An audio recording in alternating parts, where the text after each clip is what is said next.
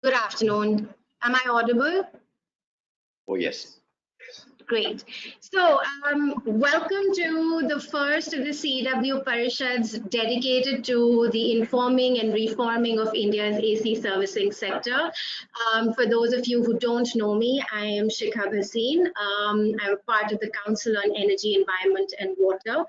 And on behalf of our partners at the Shakti Sustainable Energy Foundation and CEEW, it is my pleasure to welcome you this afternoon.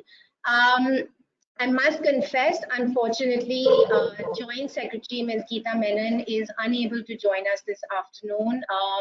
She got sandwiched between quite a few meetings, and she sends her regrets, but also her greetings to everybody here. The reports that we're going to be talking about today actually have been developed in a lot of close cooperation, both with the Ozone Cell, but also the Electronic Sector Skill Council of India. And we are very thankful that we're going to have participation from both the institutions this afternoon. Moving to the presentation as a first, just taking just a slight minute to put on. After I'm done with the presentation, we will move into a panel discussion just to sort of keep you abreast with the agenda for this afternoon as we grapple with ins and outs of the panelists. I think there's a little bit of a technical glitch, so we'll take a few seconds to get back there. But in the meantime, please allow me a moment to also introduce my organization to you. So for those of you to whom we are new, the Council is amongst Asia's leading not-for-profit research institution. We use data, integrated analysis, and strategic outreach to explain and change the use, misuse, and reuse of resources. I'm a part of our technology, finance, and trade research track.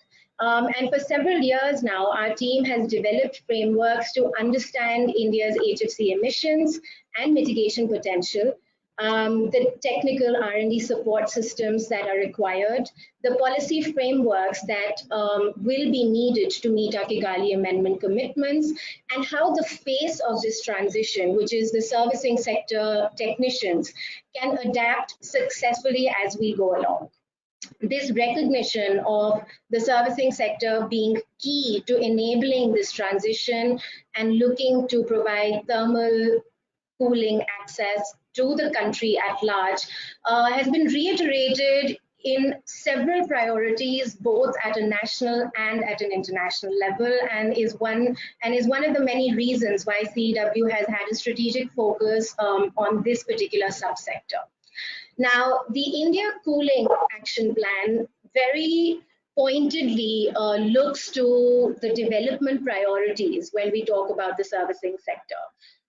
It captures training, certification, formalization, and enhancing of jobs in the servicing sector, front and center as being a priority, almost an immediate priority, while everything else sort of gets enabled over the medium term. So in the short term, we know that jobs are going to grow from 200,000 to 2 million over the next 2 decades. We know that the registered workforce of the servicing sector can provide an enhanced access to social security. We want this to also mean that there is job security and safety, not just for the technicians, but also for the people around whom this entire servicing is taking place. And then finally, when we think about the transition that India needs to grapple with, as do most other developing countries, the servicing sector readiness is an important part of market preparedness for companies to also feel secure in moving towards lower GWP alternatives. The second priority for the servicing sector is the environmental preservation, and both the climate ambitions and actions that take place at the UNFCCC and outside of it, as well as the Montreal Protocol, are very pointed about the servicing sector being key. It's not surprising given that 40% of the refrigerant use is actually attributable to servicing. And this is a figure for India. It varies to a much larger extent in other developing economies and to a smaller degree in those that have provided for a more formal workforce. So the ambition really is that how do we enable good servicing practices to be adhered to so that we can minimize our refrigerant leakage and wastage, but also enhance and optimize the energy efficiency of our appliances. There's recent data to suggest that almost 60 to 80% of the efficiency of a unit depends on the servicing, maintenance, and the installation of the equipment itself. And then finally, and perhaps the closest to CEW's heart, is the safety priority. So when we're talking about an influx of alternative refrigerants coming in, and we're talking about these refrigerants being handled by a workforce that has largely been trained on the job, that does not mandate, a label telling the technician what gases are being used within the air conditioning. And most of these refrigerants do have characteristics that are slightly more flammable or slightly more toxic. It is almost our job to make sure that when we're talking about certification and training programs, we think very closely and ensure that safety measures are put into place, that training mandates and awareness of these degrees. And so given this multiplicity and opportunity for sustainability, for safety, and for the development and growth of this particular subsector, there is a necessity to ensure that it is a well-trained and a safe and a formal workforce that is hand-holding the larger industry in this transition. And it is with that in mind that I am very pleased to share that today is the first of several bi-monthly webinars and conversations that CEW is going to be convening dedicated to the servicing sector.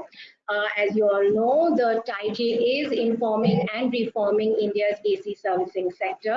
And our plan and ambition really is to take the very long list of targets that have been captured within the India Cooling Action Plan quite succinctly and break that down into really tangible conversations, challenges, and next steps to meet these targets, but also to make sure that as we are meeting these targets, they are enhancing and sort of contributing to India's larger development story, which is really the need for today more than ever before. The studies that we're going to be focusing on this afternoon, so we're also going to be launching it, and then I have a great panel of speakers with me to disseminate and deliberate, but hopefully not desiccate the studies that we're going to be presenting. And these are in direct response to some of the targets that have been captured within the India Cooling Action Plan, namely the training as well as the certification of India's AC servicing sector. Is our presentation on?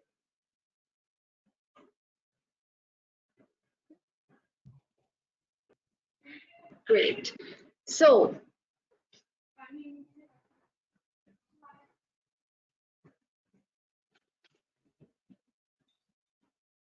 I already talked you all through these.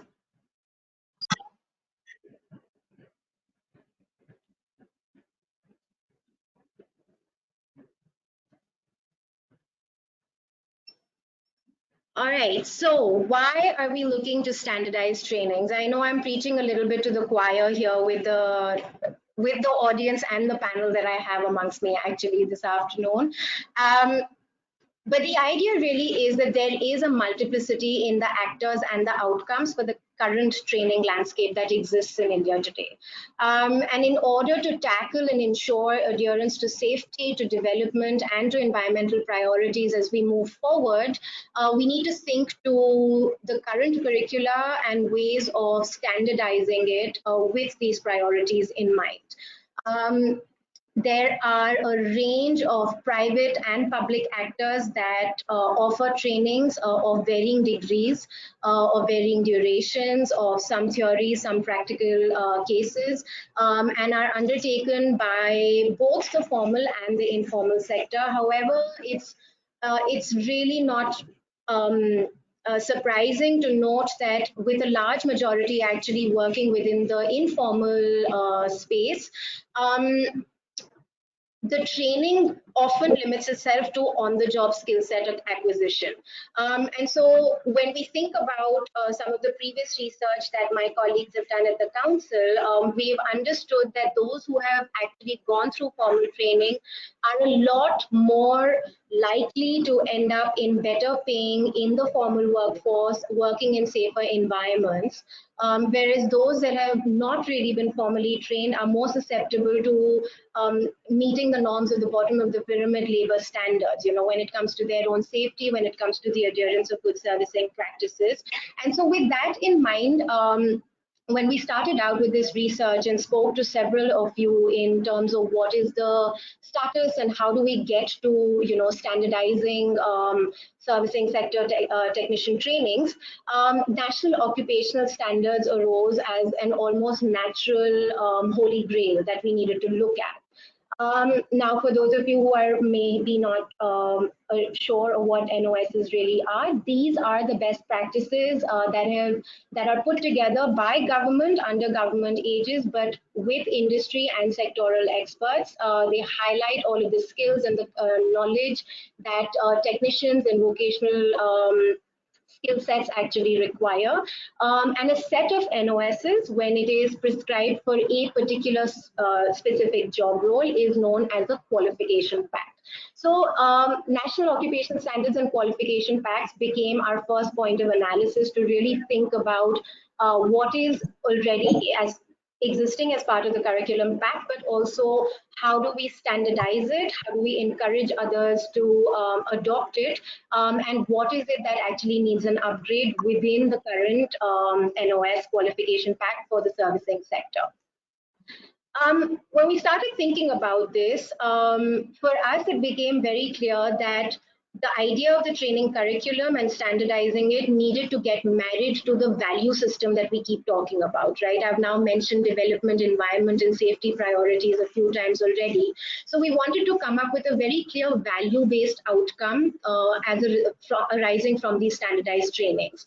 And these relate to equitability. So we don't want that the technicians who have been a part of this sector are actually sidelined as a result of formal training that is now going to get mandated. We want to ensure that people who have been in the sector for as many years and who have the required expertise are actually formally trained, and this training is accessible to them. We want to ensure that after getting this training, people are ensured of safety, they are ensured of environmentally sound practices, and as a result of acquiring this training, there is an improvement in livelihoods and an enhancement in skill sets. With that, we started looking again to the NOSs to understand what is the minimum standard that we need to look to. And these very quickly for us turned into good servicing practices. This is a long list of 12 to 17 practices that every servicing technician should be able to do, should be encouraged to do, and should be trained to handle. The second part of it relates more to the safety norms that we've spoken about with the alternatives that are going to come in. And the technician should be able to identify and handle alternative refrigerants safely. That also corresponds to workplace safety in other forms of good servicing practices such as brazing, making sure that they have protective gear, making sure they have access to enough physical space to not hurt themselves and others around them. And then finally, of course, enhanced employability, but this also means Are they trained in being able to communicate effectively with the consumer? Are they trained in being able to sell their own skill set effectively? Are they able to brand and market themselves as employees and entrepreneurs? And then finally, when we look to all of these four different NOSs, we thought about, well, all right, we can put this out there, and we've had great support both from the Ozone Cell as well as from the Electronic Sector Skill Council of India, who have actually developed the previous NOS that currently stands, but also from the larger industry and industry associations in how these can actually be mandated, right, as a minimum standard. So the adherence needs to be up. There needs to be an uptake of this adherence from the private sector, which initially should begin in a voluntary manner, but over time, the government of India will need to make this mandatory. We need to ensure that all of the government programs that exist at a state level, within the ITIs, as well as at a national government level, are prescribed NSQF levels and are assigned the level at which the person is going to be getting trained. And then finally, this needs to play a very central role in the design of an online registry, as well as the design of a certification system, both of which are also goals that the India Cooling Action Plan has put out front in an effort to formalize and to train and to enhance the livelihoods of the technicians that we are speaking about. You'll find a lot more information on each of the NOS and the specific prescriptions that we have made for actually incorporating these guidelines. Here's a soft snapshot of it, but I would encourage you all to look to the report, which will go online, which is online on our website already, to have a deeper look and to have a larger debate on what else needs to be included in this. And what all we should be thinking about that we perhaps have not already added. That very quickly takes me to the establishment of a universal certification system. So now if we are actually working on one side to standardize trainings, we're also creating the base to be able to judge the level of qualification almost, which is very important if we are thinking about a certification system. Again, these are aspects that you as an audience and panel speakers are well aware of, the need for establishing a certification system in India, because as the number of jobs goes up 10 times, we need to make sure that we're ensuring a registry and a regulation of these jobs, and we're enhancing the environmental preservation and best case practices as best as we can by recognizing and dignifying these jobs that the service technicians today hold. Similar to the value-based outcomes that we sort of for the training sector, for the standardization of trainings, we also studied what it would mean to establish a universal certification system in India, and what are the 5 outcomes that we're really trying to get. So one is the improved access to welfare. The minute the job is shifting from an informal to a formal job, we want to ensure that the certification system provides for an improved and easier access to welfare. We want to ensure that the people who are being certified understand what it means to conduct their jobs safely and in an environmentally sound manner. We want to ensure, again, that the people who have been a part of the sector are getting access to improved livelihoods and are getting access to the certification system itself so that it remains equitable. It is not going to benefit only a select sector of our of the labor force. And then most importantly, we need to ensure that the certification system remains and is established as an independent entity. In order to arrive at this value-based outcome, we actually studied over 25 of the global certification schemes that are in place around the world that have established a certification system for the servicing sector. We also looked closer home to the ESSCI's recognition of prior learning program, which today acts as pretty much the only harbinger for certification in India. But then we also looked to CBSE, right, this Central Board of Secondary Education, as well as the driving licensing infrastructure and the way that the licensing is undertaken in India, to understand what practices are and how do we move forward. And very quickly, it really came down to two aspects. One is the independence between the trainer and the evaluator. And the second part of it is a typology in the certification. So it is not that one certification should apply to all segments of the workforce, but really be typified on the specifications of the sector. And I will now first talk to you about the recommended blueprint, which again we have co-curated and developed in partnership with ESSCI. As you will see, it's the sort of institutional blueprint that will require cooperation with the current players, but also newer players as the sector grows. And we've taken a lot of what the ESSCI is currently already doing, but refined it a little bit more, keeping in mind the growth of the sector, the growth of the number of testing centers, but also just the growth in sheer jobs. So we want the certifying agency, the primary responsible institution, to remain with ESSCI, with, of course, a lot of support from the MOEF. The evaluators, or the assessors as they are currently called, would be impaneled by the ESSCI. The testing centers will be recognized public institutions, but also private institutions that have the required equipment and infrastructure for being able to test the students and the technicians.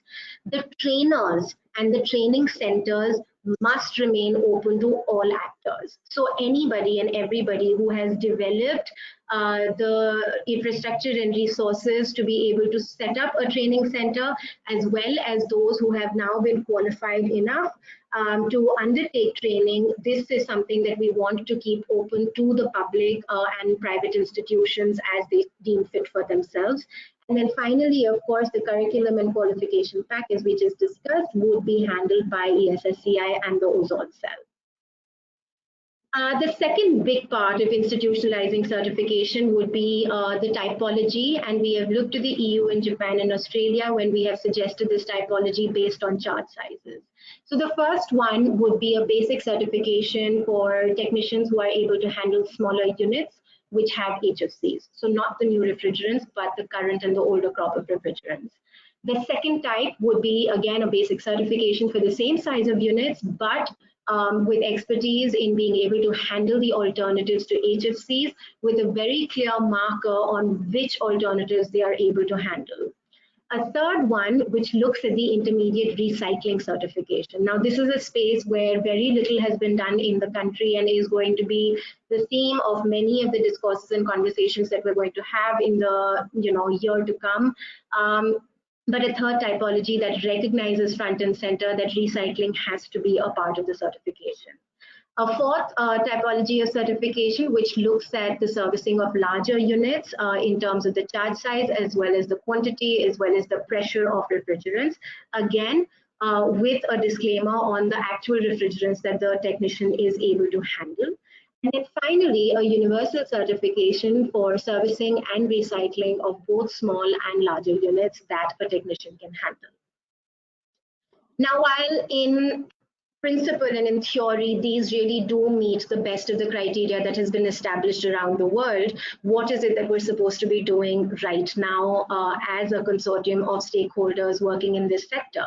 So the first thing that does need to happen is that this goal that has been enshrined within the India Cooling Action Plan needs to be put into a mandate that announces with policy certainty that there has to be universal certification that needs to be incorporated in India. And should you not have that certification, you may not be allowed to actually service these equipment. The second thing that needs to happen between now and that goal being realized is that sectoral targets need to be specified. So it's not that all technicians for all types of certification will suddenly overnight become trained and certified to that end. We need to have in the interim targets specific to applications and to charge sizes and to refrigerants. With this policy certainty that we're trying to put out there with the India Cooling Action Plan, the immediate next steps actually require a lot more hand-holding and cooperation between different partners. So the ESFCI now needs to partner with companies to send their existing technicians that they have already trained to get certified under the RPL scheme. Companies need to start labeling refrigerant gases clearly, both outside and within the AC unit. The ozone cell needs to request all companies to enlist or register their servicing technicians so that we can start building a roster of technicians that exist in the country. Today, the estimates that the government suggests of service technicians are around 200,000. If you speak to industry, some might even suggest that it is at 2 million already. The variation is very huge, and we need to start understanding what the baseline actually is to also understand how to effectively train them then. An incentive scheme needs to be established so that the current crop of technicians who are coming forth for training and certification actually get access to social security and insurance programs. While all of this needs to happen on the supply side in readying the servicing sector, on the demand side, consumer awareness programs need to be initiated so that the demand gets generated for well-trained and certified and qualified technicians to come into our households. And then finally, demand needs to be generated through public procurement to ensure that those who are going through the RPL scheme, those who are going through trainings that are formal in nature, are given preference in terms of the jobs that they can do.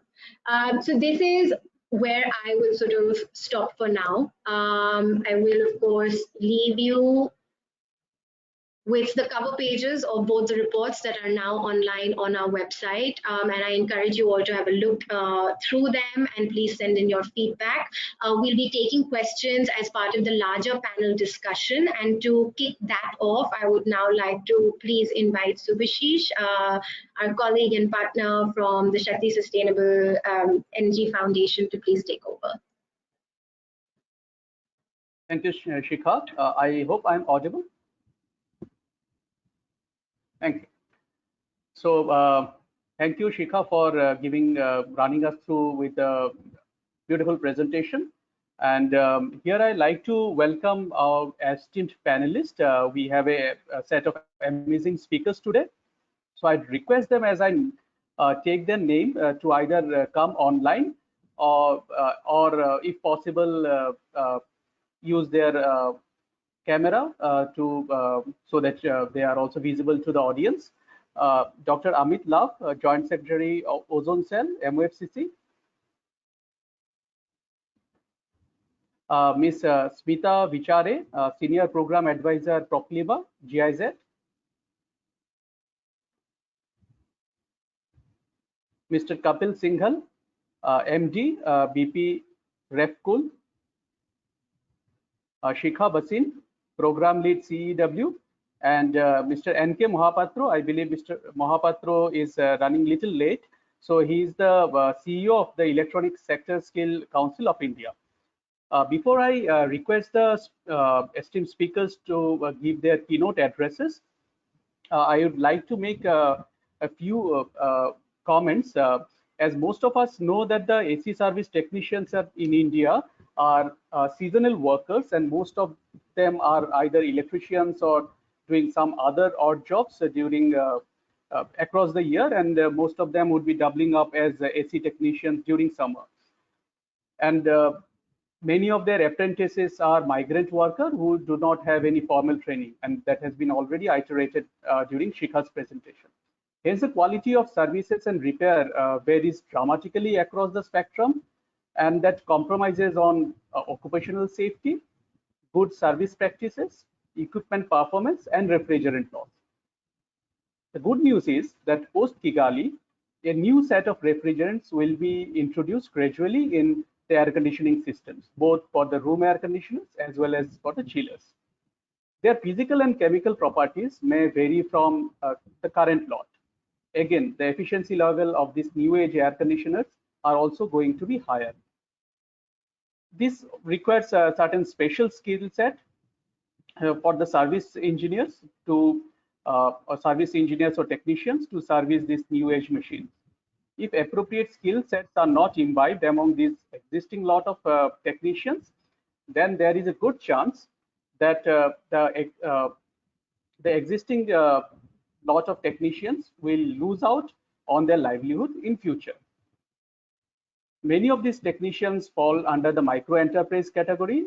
They are like 1 or 2% shops and very small enterprises, and but the strong point for them that they actually generate a lot of livelihood. As Shikha was mentioning, currently the estimate is that around 200,000 people are employed in this mostly unorganized sector, service sector of air conditioner technicians, and it can grow in next 15 to 17 years to around 2 million people will be employed.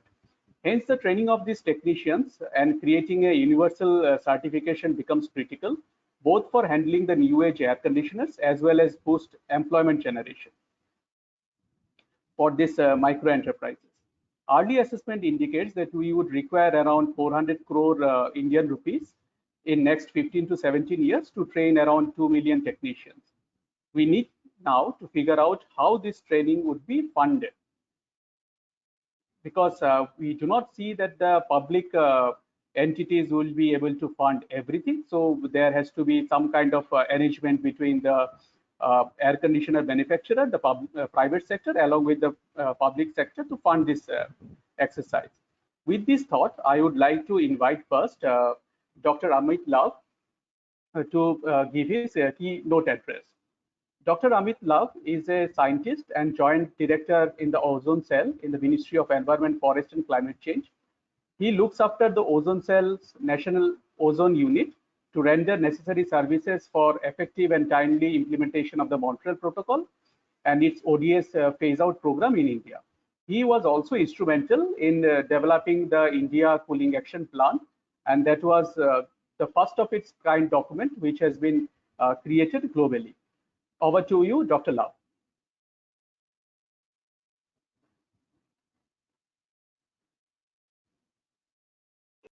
Yep. Am I audible? Dr. Love. Yeah. Thank you very much. Thank you very much, Subhashish ji, and good afternoon to all of you. At the outset, I must thank CEEW and the Shakti Foundation to give me an opportunity to come here and see many familiar faces in this COVID-19 pandemic. I wish all of you good health, the attendees, around 65 of them. I would also like to say that the topic of certification and training is a very relevant one. And there's a lot of focus which the government of India has been giving to the RAC service sector. As we all know that the RAC service sector in India is predominantly an informal one. There are a range of estimates, as Shikha told, which go from 200,000 to maybe 1 million or more, that service technicians are there. We also know, as part of the exercise which we did under the India Cooling Action Plan, is that the penetration of air conditioners is going to increase, both as unitary systems, as also when the commercial build spaces come there also. So it's an important area, and skilling and certification is one area which allows us to have benefits both in terms of environmental protection as also livelihood enhancement. It is one area which can be called as an integrative area, which links the Montreal Protocol, the UNFCCC, and the Sustainable Development Goals together. So it's a very important one which the Government of India ascribes importance to. The ozone cell presently is running 2 sets of training programs, one under the HPMP Stage 2, along with GIZ, the other under the Pradhan Mantri Kaushal Vikas Yojana with the Electronic Sector Scale Council. We have both our partners. We have Smita Vichareji, whom I am seeing after a long time, and of course the CEO will be joining, Mr. Mahapatra. So this servicing sector, the importance comes from 2 reasons. The 2 reasons are the use of refrigerants and the use of energy. That is, if we look into aspects of servicing, we can minimize the energy consumption, as also we can minimize leakages. So therefore, it is one area, if we work on it, we can have direct linkages with the society, with the people, at large, and we can get both these benefits in terms of emissions. What has happened over a period of time is that recognizing this importance, we had a separate thematic group on servicing, which was led by CEEW, and the India Cooling Action Plan then had a separate section on the servicing sector, which had short, medium, and long-term recommendations. The most important recommendation of those being that we are looking at a universal mandatory certification system. Not now, however, we have given some amount of leverage on time on that, but that is one thing which I think so is required, both in terms of reducing the leakages, but also looking at our responsibilities under the Kigali Amendment. Because under that, we would be have to mitigating certain amount of phase down steps, and if we are able to address those, we will be able to manage it more effectively. What I would like to focus upon here is two things while we are talking about formalization of this sector. One, Shikha has actually emphasized a fair amount, that is issues of occupational safety. However, the other one which we are now trying to focus along with the Ministry of Finance is to provide access to finance to service technicians.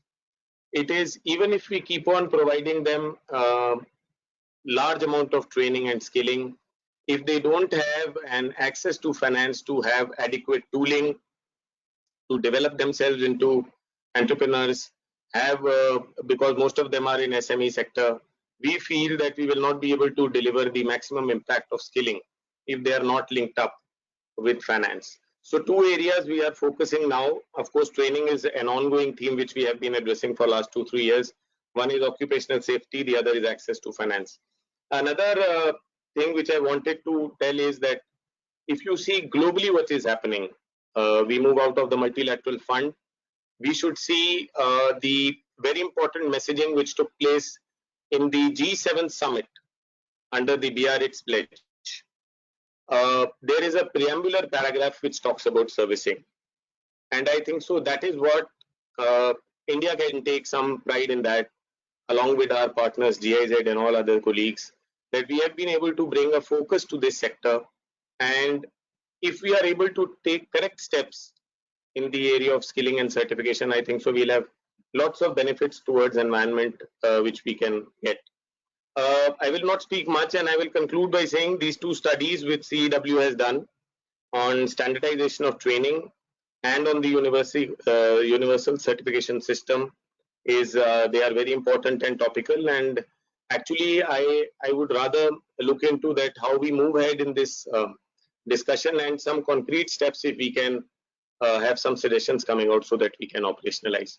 Thank you very much. Thank you, Dr. Love. I would request the audience, there is a question panel for writing down the questions.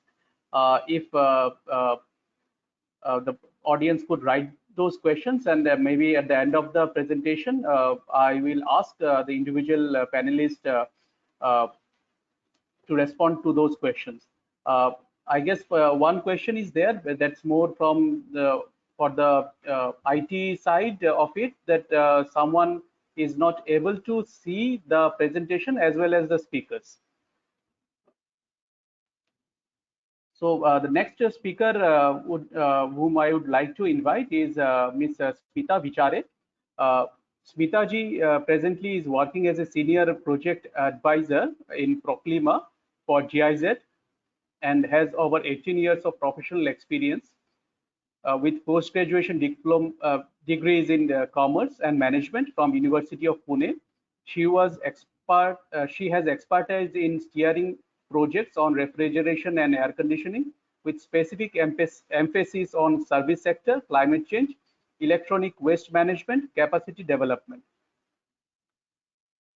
Experience in knowledge and content management system, stakeholder dialogue, sustainable business practice, personnel leadership, monitoring and strategic management system at various levels.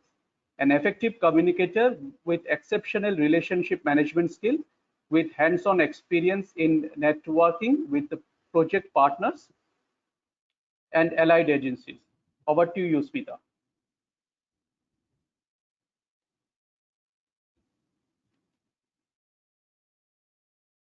Good afternoon to all, and thanks to CEEW for inviting me to this session today.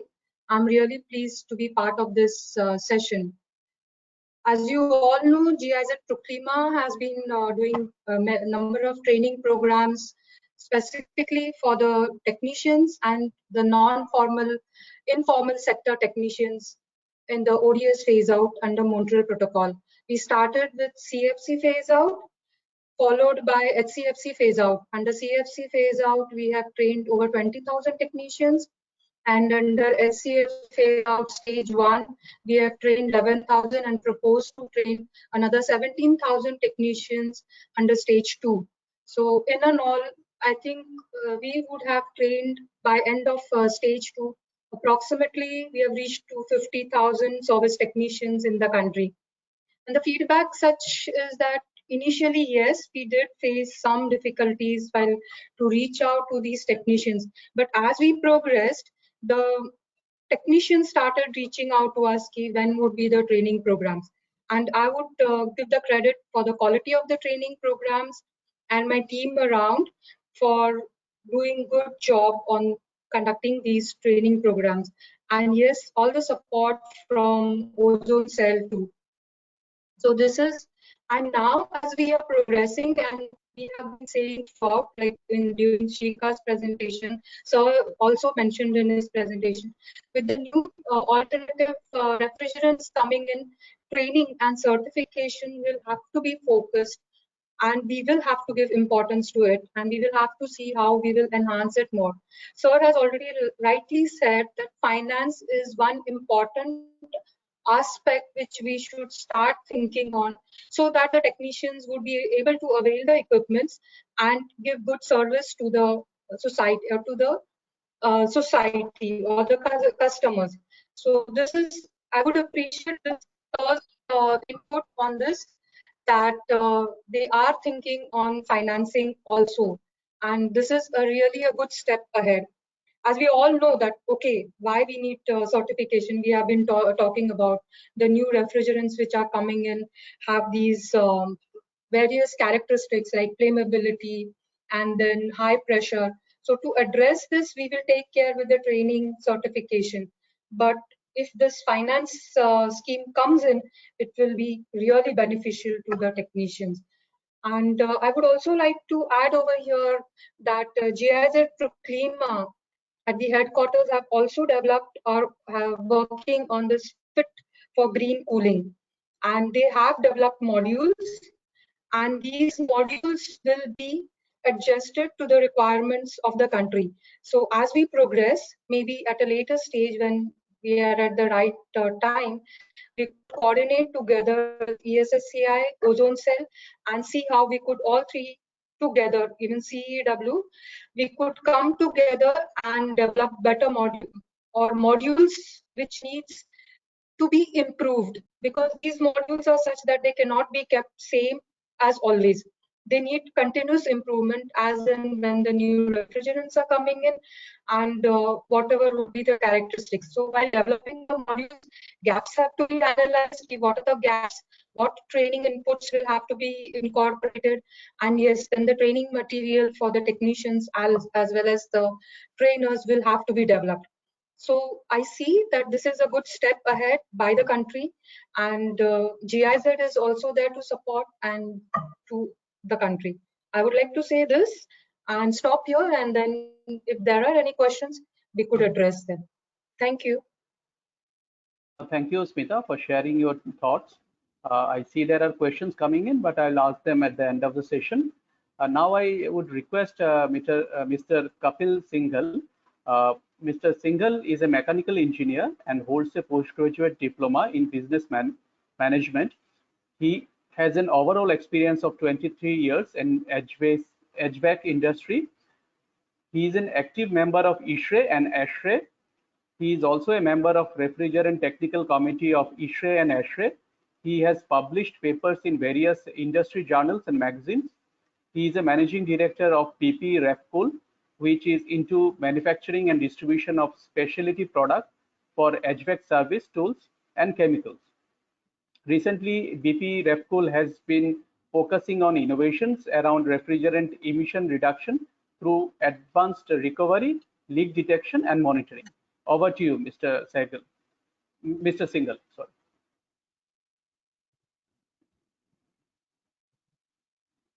Yeah, great. Thank you, Subhashish, and thank you, CEEW Shikha, for inviting me to talk here.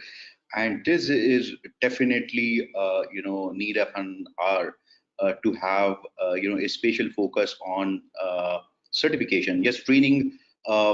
Yeah, we're doing training, so industry is doing training, but certification is something which is definitely our industry is looking forward to.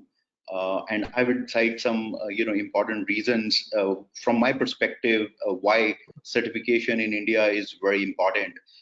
Before that, from training perspective,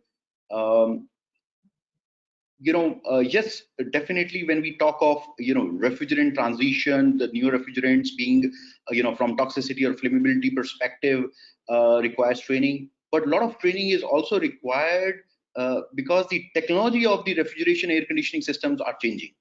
The inverter AC, the VRF, all these things are something which were not there in earlier days.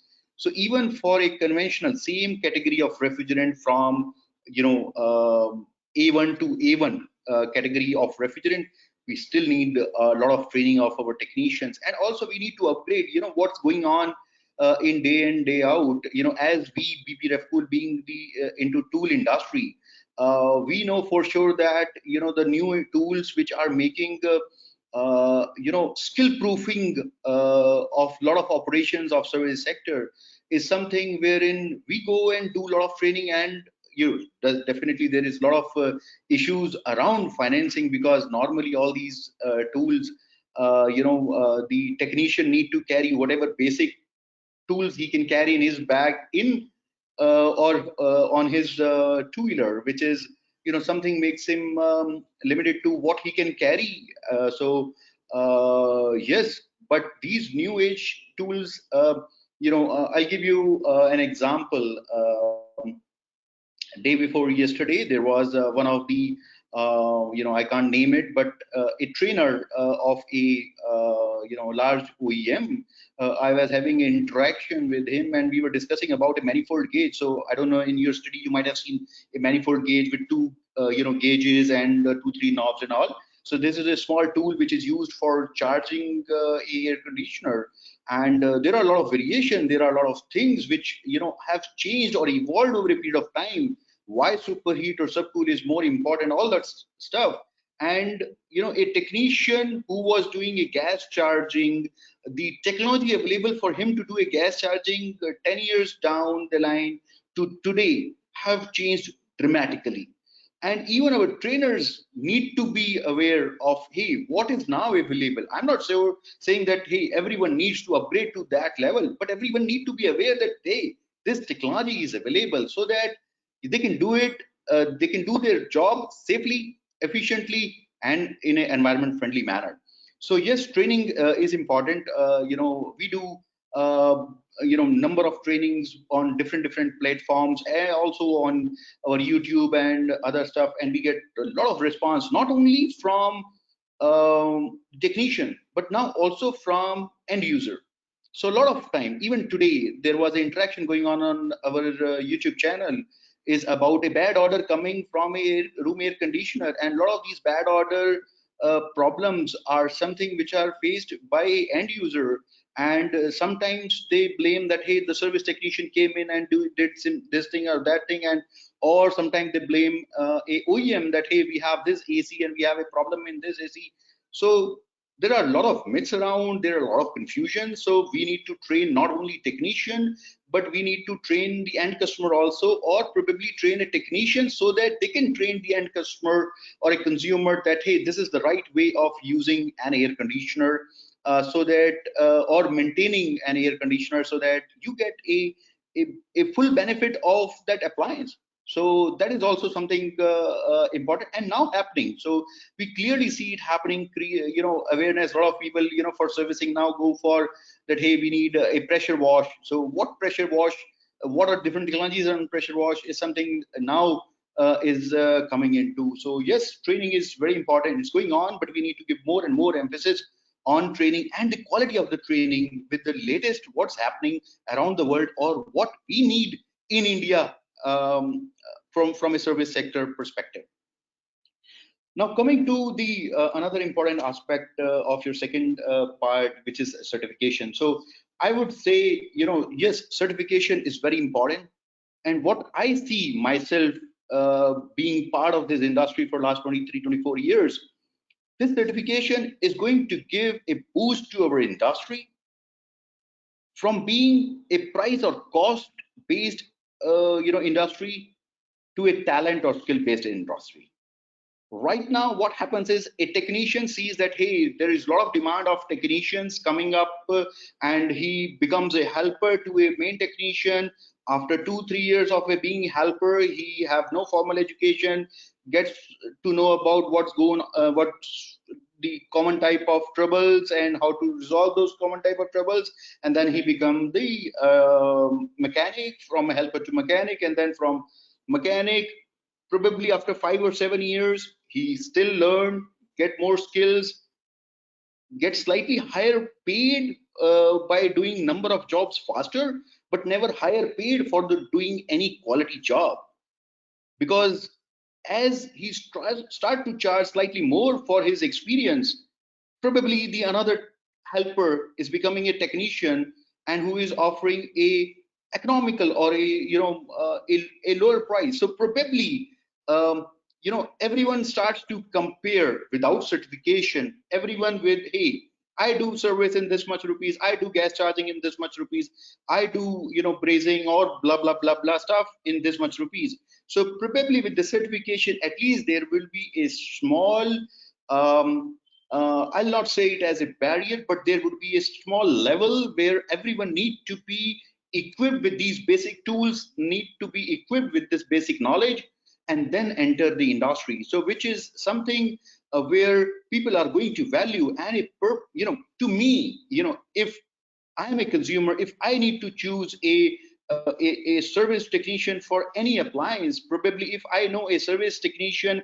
who is holding a certificate from last 10 years versus a person who is holding a certificate for last 1 year, is going to make a difference. So probably I would be loved to pay premium to one who is a 10-year-old service technician holding a certificate, because I trust now, because he's in service, so I can pay some premium and I can give him some more job wherein it's critical to me. So yes, this certification is, to me, for our industry, is going to bring us to a talent or a skill based service sector in industry. Yes, so that's something which is from my perspective very, very important. And Dr. Amit Love, you really touched upon this. Financing is something just is very, very important, because a lot of time, because these technicians, a lot of, say for example, for refrigerators, they come as kind of doing it for a couple of years and then moving into some different line. So if they have tools, if they have equipment, probably they are going to see it more safer and would be more productive, because now they can do things much faster. So yes, this is something where we need to help them equip themselves from safety and from industry upliftment. Yeah, both of these are very, very important. So thank you. Over to you, Subhashish. Thank you, Mr. Singhal. That was really enlightening, and it's always nice to hear from someone who has made his hands dirty, rather than a few of us who had been mostly consultant or researcher. Great to hear from you. I would now like to invite my fellow colleague, Shikha, from CEEW. Shikha is a researcher on climate change mitigation policies with a keen interest in innovation systems of low carbon technologies. She is currently leading the Council's research on cooling and phase down of hydrofluorocarbons. Pardon. She has previously worked on regulatory framework required to meet India's Kigali Amendment commitments and institutionalization of an R&D platform for supporting the phase out of HFC in India. A co-author of India Cooling Action Plan, she continues to serve as a member on the implementation committee of ICAP on R&D and service sector. Over to you, Shikha. Thank you, Subhishish. I'm really scared that everyone is going to start going away because I'm speaking so much on this webinar. But first and foremost, I actually just want to take a couple of minutes to say thank you to everybody who's a part of this panel today. I look to each of you as friends of CEEW, and it's been, both a pleasure and a privilege to have had your support for many, many years now, as we've come forward in taking this conversation on the servicing sector from being in the niche to being really quite central to the conversation on the Kigali Amendment commitments and HPMPs before that. The audience, I was just looking to the audience that we have, right? And it's actually very heartening to see the number of industry service providers that we have with us today, right? And none of the research that we do would of course be possible without the support of Ozone Cell and ESSCI in this particular domain. The support of GIZ is one of the primary practitioners. But also if we think about things like Urban Clap, companies like Godrej and Blue Star who have such a long list of training programs that they themselves conduct as part of their supply chain, and business propositions. It's great to see all of them, be a part of this conversation even today, in keeping with, us pestering them over the last few years and consistently answering questions that we don't have answers to. And actually, since I've already spoken so much about the research that we've put out and established, I would like to use this time in actually offering a few more open questions that are, that I would like answers to. And I would nudge my co-panelists to please enlighten me on this. So one of the things on the access to finance, right, which Subhishish, Dr. Lav, also Kapil mentioned, is that how long can we assume that the public sector is going to continue to pay for trainings and certification, right? It is fine as we try and do that in the first go in encouraging technicians to come forward to become a part of the formal economy. But really, what are the business models that we can think of so that training centers can come up on their own, invest in the infrastructure that is required, and then have an affiliation with the certifying sector, institution, be it ESSCI or be it another nodal agency put together by the Ozone Cell and ESSCI. So what is the business model to all of your minds? Because it's not quite sustainable to think that jobs that are today ranging in the millions and will go up 10 times over the next 20 years, it would be a shame if we assume that the tax money is going to keep going towards that. Subsidy, yes, but what is the larger business plan? The second aspect that I would like to hear from all of you on is also in some ways been exacerbated by the times that we're in. We have seen a lot of movement of skilled technicians from the cities go back into villages, right? So how do we start ensuring that this movement is almost restricted, but restricted for the right reasons, right? That the enhancement in livelihood and the demand that gets generated for better job and service providers is actually enhanced. And as consumers, as businesses, and as the government, what are your thoughts on how we can actually make this happen beyond just policy mandates, right? So what is it from the private sector and the business side of it and the financing models that you all think we need to really think about when it comes to training, and not subsidizing it absolutely. And the second part of it on generating demand.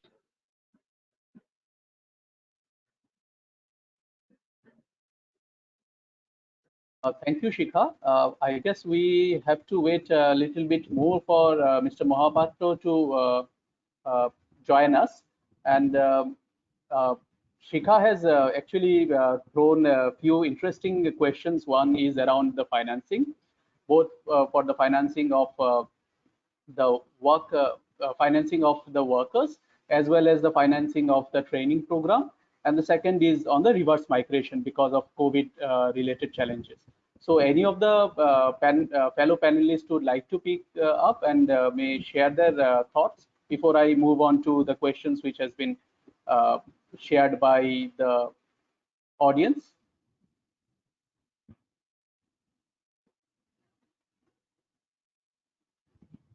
Yeah, so I would like to respond to what Shikha has just posed on the financing side of it. So what we are thinking when we are talking about financing, it is not to do much with subsidies, but is to that when we have a set of skilled technicians who are certified, it is to get them linked up under the Mudra scheme of the government, and then allow them to move ahead in having adequate tooling. And if they want to attach themselves with an institution or an organization, they can do that. Otherwise, if they want to become a self-entrepreneur, they want to set up their own work. So presently, we are at a very initial stages of in talks, which we want to formally now initiate with the Department of Financial Services to allow certain kind of templates to be made, which can then be made available to the service technicians who are finally skilled, so that they can apply for the loans under the Mudra scheme. So it is more or less that the certification is a collateral to the loan which they will apply to. So it basically relates to that. Thank you, Dr. Love. I guess I should open up it for the questions from the audience, though I had few questions for the panelists, but to make sure that we conclude within the timeline, so I would move ahead and read the questions which has been asked by the audience. The first question is, I believe, for Dr. Love. The question is on the timeline for making this universal certification mandatory. So if whether we have any specific timeline in mind.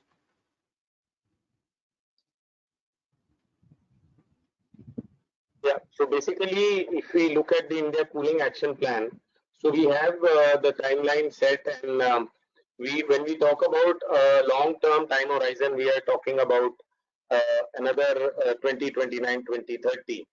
Because presently, if we see of the number of technicians which we have trained, we are presently talking of around 200,000 technicians. Around 25,000 odd, we have done trainings with GIZ under the CFC program, under the ongoing CFC programs.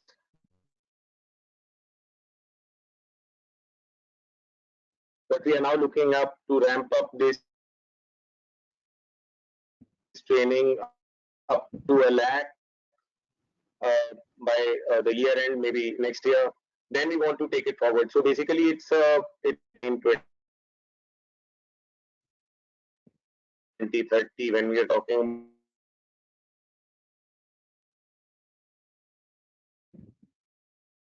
about a universal mandatory certification. It's not a strict timeline, it is only an indicative one, so that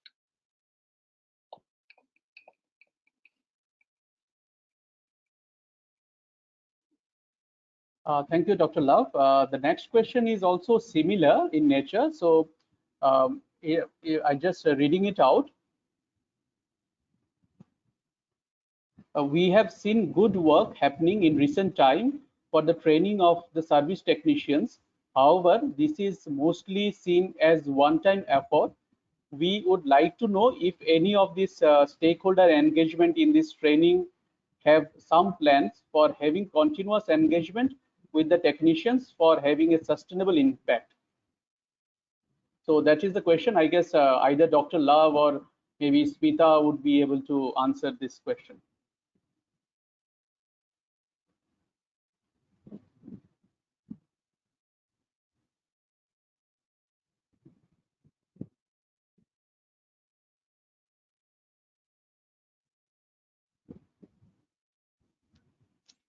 Hello.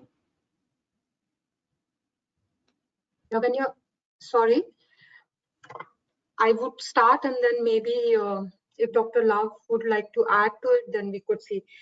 When we are saying GIZ, what GIZ is conducting training programs right now is specifically under a Montreal protocol, and it has specified modules and way of conducting them. So for sustainability, I think we would have to frame something different, and which could be done under the India Cooling Action Plan together with ozone cell and ESSCI. That I see as a future, but under the present project, HPMP, it's a one-time training. Am I right, Mr. Sir? Yeah. HPMP, of course, we are having one-time trainings going, but what the program delivery which we are doing through under the Pradhan Mantri Kaushal Vikas Yojana, what we believe is when we will have a certain amount of maturity in giving of these trainings and a sizable population there, then after that, I think so we will have models to make them sustainable so that the people keep on coming in by.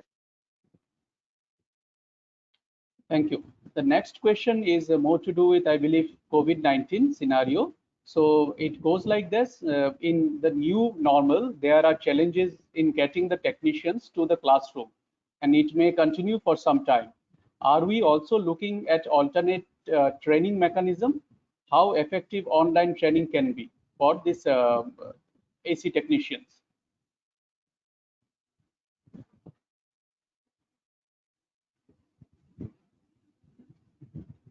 Should I start?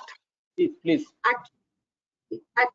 For this online training for practicals, at least I would see it difficult, because if there is no online training, like for practicals, it should be hands-on training. And this situation is not going to be long enough, I think. So let's be positive. This will be soon over, and then we could start doing the trainings also. And especially under the HPMP training program, GIZ has already drafted a draft wherein there are certain guidelines to do the practical training and a specified number of participants for the training coming in. So there are few guidelines even for the theory which we have drafted, and soon we will be discussing with the ozone cell. And as soon as this situation resides a bit, and government also starts allowing the educational institutes to open up and the schools to open up, I think so then even we could start getting in doing these training programs. And yes, like at all places, PPE kits will have to be used during the training programs, like face mask, and then the sanitizers and all these will be also there during the training, will have to be used during the training programs. But we do have, GIZ has for HPMP designed schedule also has been revised, the training program. It will be for 2 days, but the contents of it has been little bit segregated and designed in such a way that the practical can be given more time and it could be done. So soon we would be discussing it with ozone cell, and then as soon as this government starts to allow us to do the training programs, we will do it. But yes, I think we won't be able to do it equally in all parts of the country at the same pace. It will depend on the situation in each state, in each city, how the situation, and based on that, the training programs will go ahead as far as HPMP is considered. Sir, you could add on it. Nothing. I think so. With regard to training, I have nothing much to add. It is ESSC and GIZ who have the field level knowledge. However, if the conveners allowed me, I would like to ask Kapil Singhal ji, who has a lot of experience in this area. to tell as to what does his expectation is all about. Before that, I want to make 2-3 points, just to re-emphasize the importance of what we are speaking. Number one, the skilled workforce is an asset for the air conditioning manufacturing industry. So we need to align ourselves with them and their requirements. That's the key. The environmental benefits which we are talking of, just to quantify or give a sense of what we are speaking, why it is important to have CEEW and Shakti Foundation work on this, is that nearly 50% of our ODS use in India goes to the servicing sector. And we all know that the global warming potential of all ODSs are very high. So it's a very important sector, and that's the main reason why Ministry of Environment and Forest is pushing this. So what I would like to hear from Kapil Singh's experience is what we should do now. He has heard Shikha. He was also part of our deliberations during action plan. What we need to do next as an expert in this area, if he wants to tell us.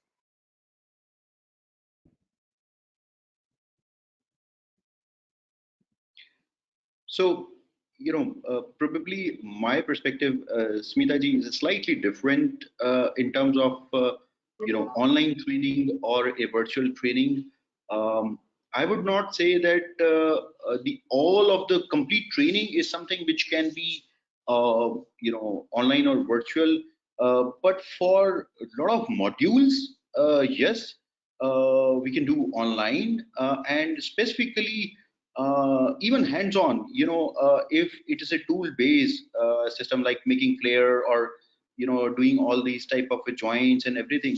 So if a technician and a trainer both are equipped with the tools, and it's not a big group, so training online to 10 to 20 people in a group, I feel is practical. We have done, since this COVID, probably the number of training which I was doing for various platforms have increased after COVID, because a lot of people were, inviting me to come and, deliver talk online.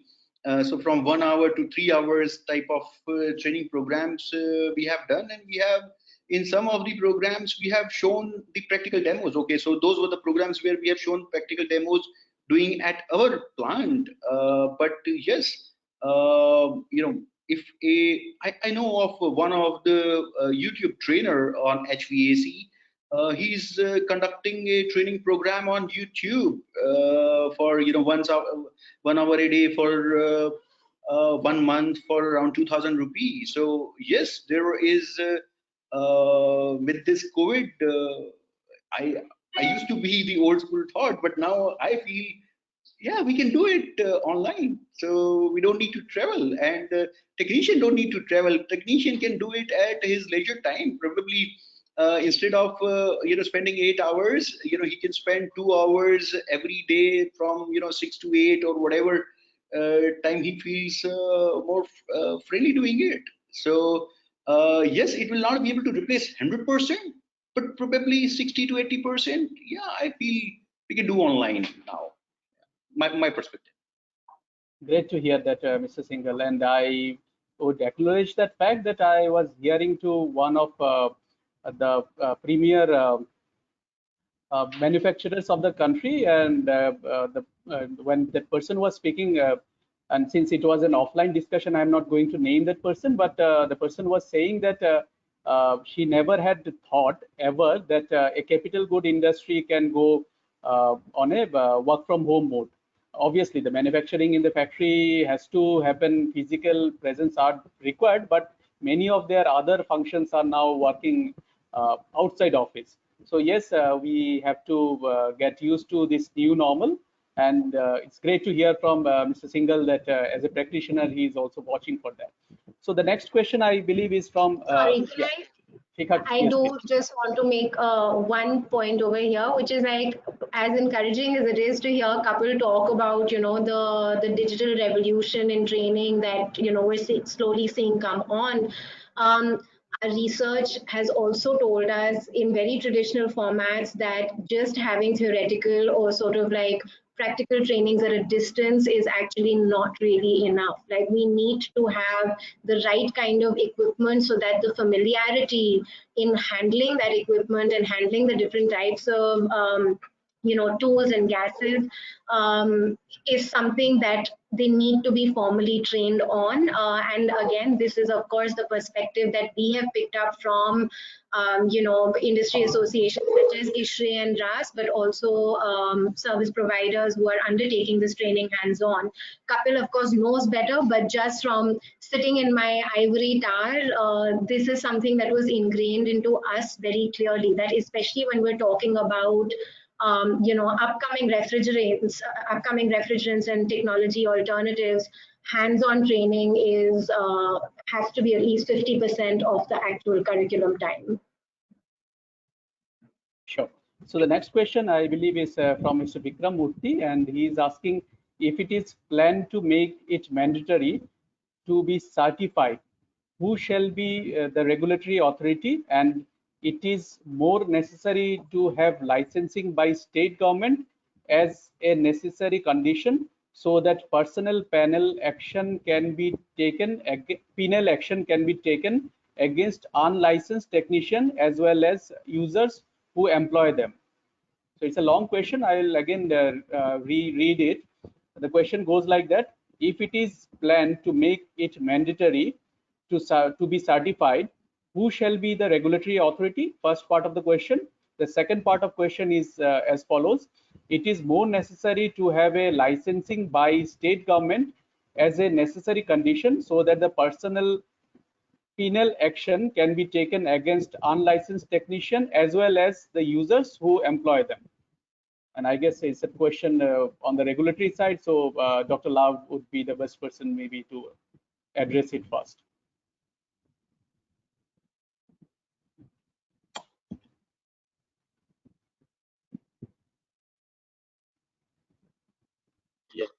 Yeah. Thank you. Actually, the question is very relevant. However, we feel that, as I told, we are still a good decade behind finally operationalizing this. However, I'll just clarify on two issues.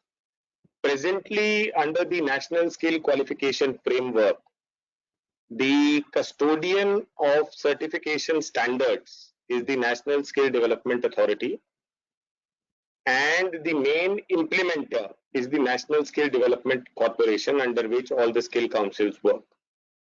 So we believe that if we are trying rather to converge on a skill qualification framework which is under a law, then we will have to allow different streams of training to happen independently, which is also happening presently, which has been shown by CEEW study.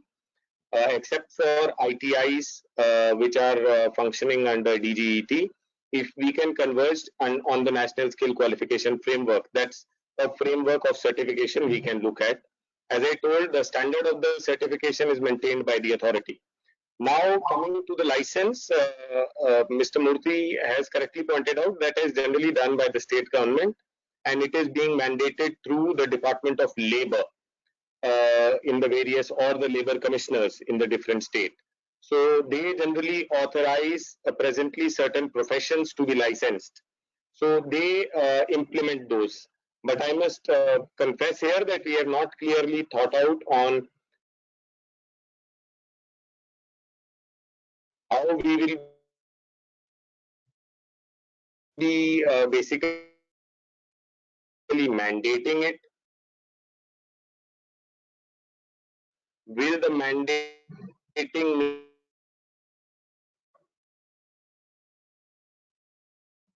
means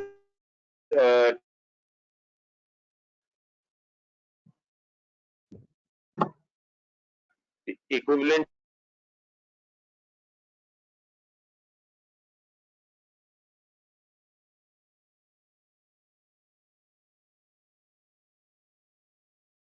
We lost your audio, Dr. Amitlav.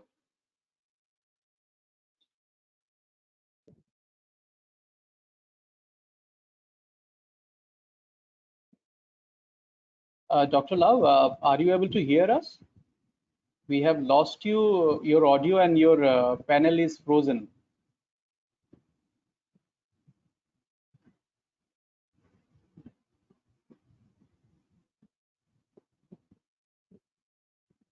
audible? Yeah, you're on. Yes, Shikha, you are. So, Bashish, if I can just jump in. So we've just had word that Mr. Mohapatra is actually not going to be able to join. Sure. Is online with us. And I think he has a few things that he'd like to say on behalf of Mr. Mohapatra and ESSCI. So if I have your permission, can we ask him to come on? Thank you. Varun? Yeah, hi, Shikha. Uh, Hello, can you hear me? Yes, we Yes. can hear you. Yeah, thank you so much. So, good evening to all of you, and my warm regards to each and everyone. And I hope each and every one of us are safe and sound, all our near and dear ones in this pandemic. And thank you for this opportunity. And really sorry on behalf of NKM sir, he could not able to move from the another webinar which is going on. His brother is over there as well. So, maybe just come and say some few words on the ESCCI behalf. And first of all, I would like to take this opportunity to the study which they have conducted and the deep research they have done. I mean, it's really marvelous. I mean, we also had a couple of interactions with them, and I'm sure the study and the research which has come out is really state of the art. And a lot of inputs has been taken from various sources, from various industries, experts, and it really has the each and every word that's been written kind of a that's something which is expected and that should be implemented as well. Now coming to this HPMP project which we are doing, which is again a very important break even in the field of AC, refrigeration, and air conditioning. We all know what's the current scenario of servicing and the technicians that we have in India, and kind of the standard that they follow, right? So when this project came to us and when we started, so first thing which was very much sure of it's really a break even for a country to have these kind of proper standards. And standard means the all the aspects when it comes to curriculum, to trainer, to assessor, to content delivery. How we gonna evaluate each and every parameter is very critical. So we cannot turn around onto a single aspect. Each and every angle has to be taken care of. And we are like now working very closely with couple of very strong industry partners in India, the OEMs who have a very strong database, who have a very strong franchisee in India. And we are very sure we're gonna have this number within this even today as well. In this scenario we are working to achieve this number. And the expectation that is being laid down to us by the ministry and by the government, we are very much hopeful and thankful to them, and we want to make sure. So whatever is expected we're gonna deliver, and in future as well we're gonna stick to the agenda where we're gonna prepare proper standard and curriculum, so that there is a proper benchmarking is being laid down. We are not doing something which is required, but which is something has to be required in future as well. So my thanks to all of you, and we are quite optimistic and looking forward for all the opportunities that we can deliver on ESCCI behalf, and would love to partner with all the experts. Thank you. Thank you, Varun. Shikha, like we are almost coming to the closure of as far as the time is concerned, but I have at least another 10, 12 questions which remain unanswered. So, I know that the panelists would be busy to go back to their work. So, can I, with the permission of the panel, can I take at least 2, 3 questions more?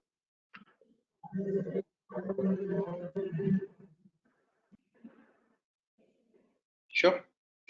Yep. So the next question is for Mr. Singhal, and it says that what are the ways to ensure engaging certified technician at least in the commercial air conditioning space? What are the ways to? Ways to ensure engaging certified technician at least in the commercial air conditioning space. Oh, in commercial air conditioning, it's probably easy because a lot of people there, if it's there in the rule book that yes, we need to go for a certified technician, then they will go for. So starting from government institutions, insisting for, and then private big corporates, Yeah, so it's pretty easy. And also, normally in commercial systems, people look for a more experienced technicians. So yes, they're probably it's going to be easy. It's more of refrigerator, car AC, or somewhat room air conditioner, where we're going to find it slightly tougher. Thank you. I guess the next question is also to you, Mr. Singhal, and it's coming from a person from Urban Club, Mr. I guess Shubham Mittal, and the question is that the recovery of refrigerants are often discussed, but affordable tools and availability remains a challenge. Where are we seeing this going forward? Right. So there are multiple aspects, and I get this question of refrigerant recovery, and what to do of the recovered refrigerant or dirty refrigerant is something which I get lot of questions. So one thing, yes, recovery is something where we need to encourage. A lot of time we get a question about also, there is a large recovered refrigerant, what we do. So first I will quickly talk about, if you can't find any other use of a refrigerant which is recovered, or a dirty refrigerant, store it. Whenever there is a facility in India wherein that can be safely disposed of or can be reused, probably you can take advantage of it and you can just store it at this moment. About the recovery, there are enough number of recovery infrastructures available. We provide special training and tools for technicians to carry out recovery from as low as 500 grams to as high as probably one of our customer used for 6,000 kg of refrigerant recovery through our tools. So yes, there are number of tools, number of equipment. The only challenge is, if a technician need to carry out a recovery, he need to carry a recovery machine and his recovery cylinder where he's going to recover the gas. For both these, carrying it out on a two-wheeler is something which becomes difficult. So a lot of our technician base who is right now on a two-wheeler, this becomes challenge, and then the technicians try to find ways not to do it. So anyone who is equipped to carry, a lot of time I get a request of a rental equipment for recovery machine. I know there are a couple of our customers who provide rental also. So that infrastructure exists in India. But yes, for chillers, yes, it is used, but for smaller systems, as of now, not. But yes, as industry evolve, as the certification, training, and there is a finance option available with the technicians, probably it is going to improve, and we are going to see probably there are some more, I can't share it on a public domain, but there are some innovations which are going on wherein some ease of recovery can be built in for equipment also. So yes, there are some work going on from that perspective. But yes, tools, equipments are available. A lot of time it is a challenge for technician to carry them because of they're bulky, because you need to carry a extra cylinder, a recovery cylinder, and a recovery unit. The minimum weight of a recovery unit is around 12 kg. That's the lightest one you can get as of now. Thank you, Mr. Singhal. I guess this would be the last question which we will be able to take for the sake of time. So the question, I guess, I speak out with the best person as far as I am concerned to answer this question. The question goes as follows: what are the plans to make consumer aware that for specified quality of installation, he needs to pay the defined money? So it's more about the consumer awareness and promotion. So, Smita, would you like to take this question? I think Sir would be the right person, because this component under HPMP, we do have awareness component, and it is with UNEP. So if there are some plans, I think Sir would be able to give a better view on that. I could add later if there is anything, but Sir would be the first Shikha is person. also putting her hand up. So, yeah, over to Dr. Love and Shikha.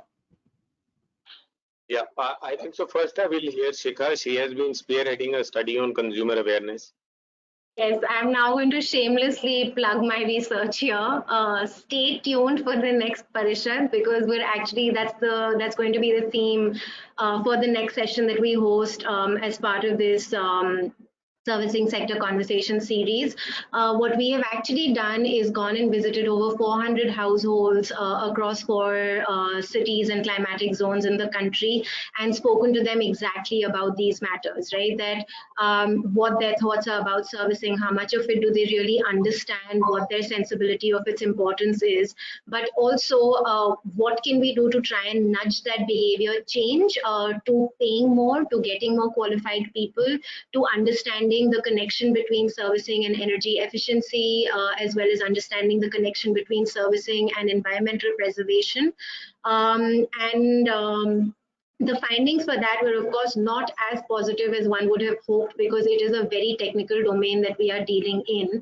But for an entire sort of breakdown on the types of messages that we gave, the kind of information that the consumers were able to absorb, but the lack in change of behavior as a result of even being able to absorb that information is something that our next set of series of publications will actually focus on.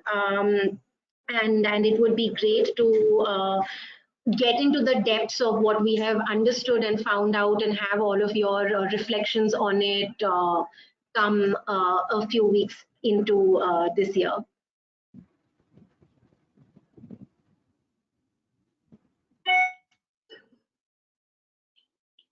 Dr. Lal, you'd like think so. Yeah, no, I think so, Shikha. We will be very keenly waiting, outcomes of your study. To the person who has asked the question, I would just leave 2-3 words. One is cost of a service. The other is price of a service. So cost of a service can actually be worked out. However, price of a service is a market-driven process. There are many things which we are trying to do in this area, not on the price front, but how we can make consumers more aware so that they understand what they are paying for. So if you basically allow the consumers to behave rationally, they may make the market a bit perfect. So you may have a correct price for the set of services which you are driving in. So I think so we are looking at from that side, not on from any regulatory side of it. Yeah. Thank you. Thank you.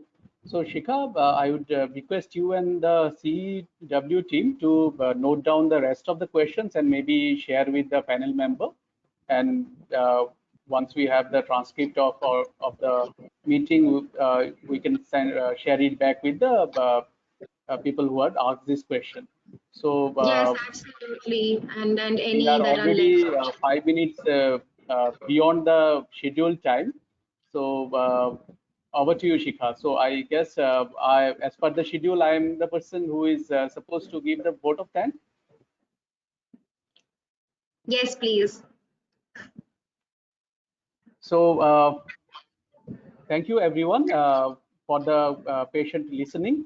And first of all, I would like to thank the ozone cell within the Ministry of Environment, Forest and Climate Change, and particularly to Dr. Love and Mrs. Geeta Menon for their contribution and encouragement and guidance throughout the project. And also, I'd like to thank the Electronic Sector Skill Council of India for their support throughout the study.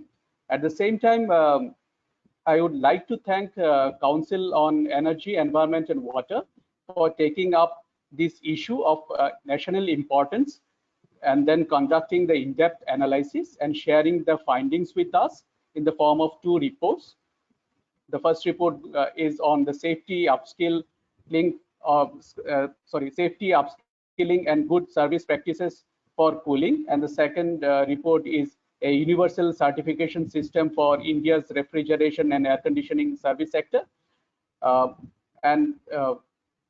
So thank you, Shikha and the team, and we look forward for the bi-monthly webinar on this topic so that we could sensitize both the service sector and maybe afterwards the consumers like us we all are consumers of air conditioning services. At the same time, I would like to thank my fellow panelists for their time and sharing the valuable insight. And last but not the least, I would like to thank the audience for their patient listening and as well as active participation. I do understand that we could not answer all the questions here because of the shortage of time, but we would definitely get back to you maybe one-to-one on those questions. Thank you. And with that, I would like to conclude the session for today. Thank you. Thank you all. Thank you. Thank you, Subhashish. Thank you. I guess Mr. Mohapatro is here. I came in very late. I came in just in the closing time in last 10 minutes. But we would love to hear a few words from you. We have had a few points which you had shared earlier on, but we would love to hear a little bit from you since we could have you on the panel, even at the last moment. It's actually been very exciting working with Ministry of Environment, this particular department, and this particular program has been very, very impressive. One information I'll give you. This program got over on 31st of March, and because of COVID, we continue to do this only in Northeast. And I have clocked 10,000 training in Northeast in last 10 days.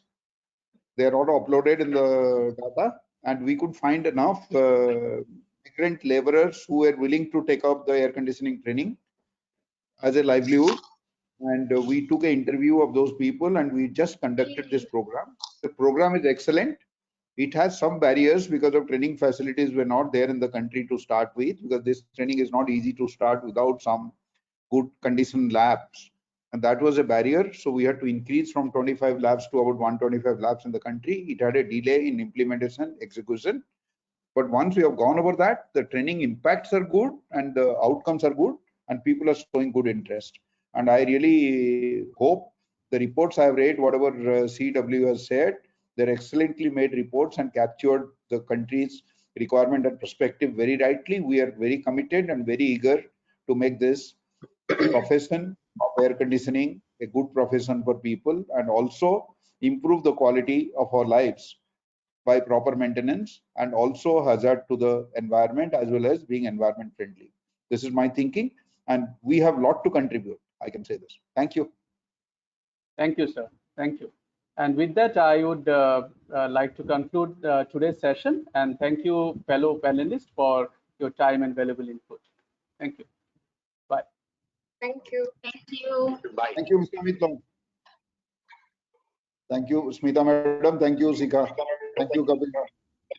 Thank you.